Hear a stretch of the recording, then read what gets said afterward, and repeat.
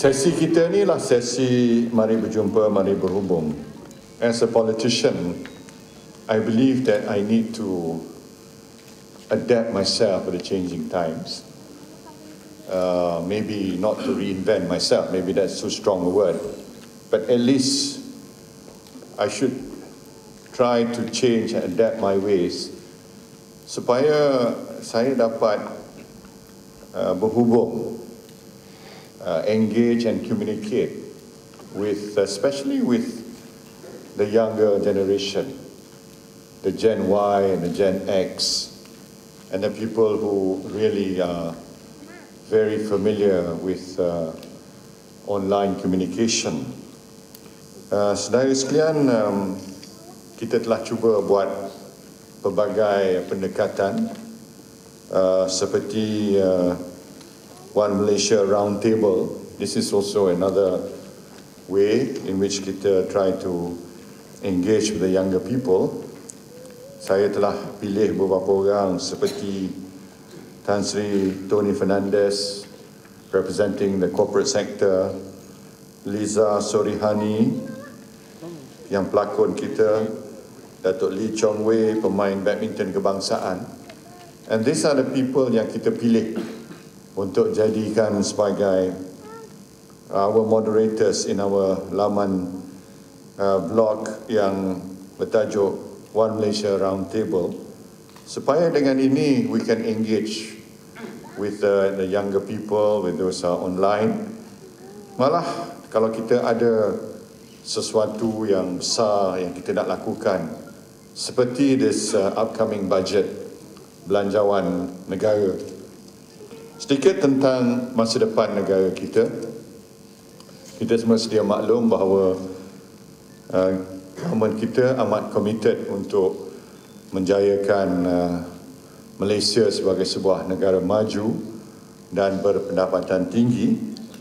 Dan untuk mencapai ini, kita telah sasarkan bahawa negara kita ekonominya mesti berkembang 6% pada tiap-tiap tahun.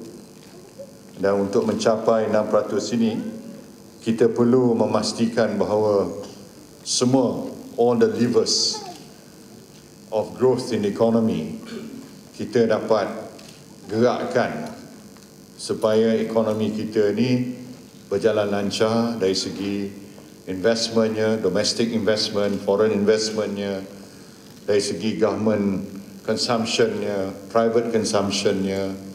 Semuanya ini kita harap akan dapat menjana pertumbuhan sebanyak 6% pada tiap-tiap tahun.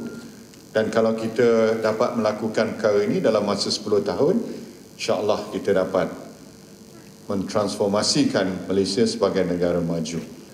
With the support and the buy-in, strong support of the Malaysian people, rakyat Malaysia, tak ada sebab mengapa kita tak boleh mencapai impian kita. No reason why we cannot fulfill our dreams of becoming a fully developed nation. If all of you are behind us, behind the government, God willing, we will be there. This is my message.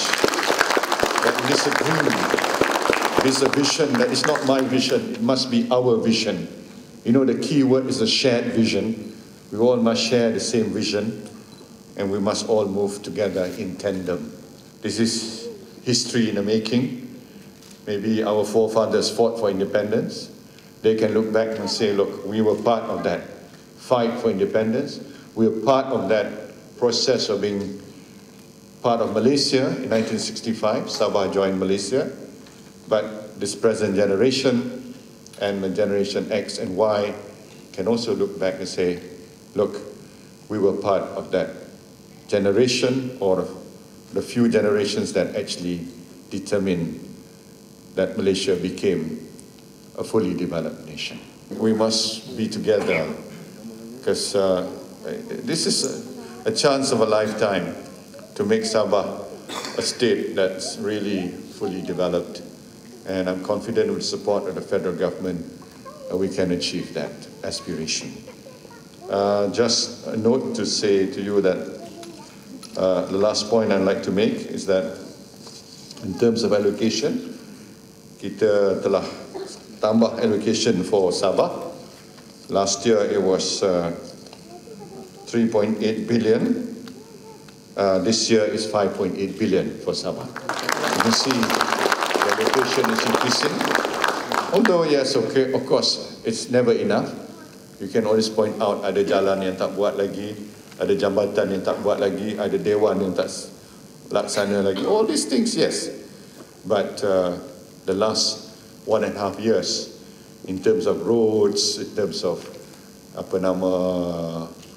bekalan elektrik, in terms of bekalan air, rumah dan sebagainya, our achievement has been the best ever since Sabah joined Malaysia. So we have all that documented to show to you that we are committed and we want to bring development and a massive change to Sabah.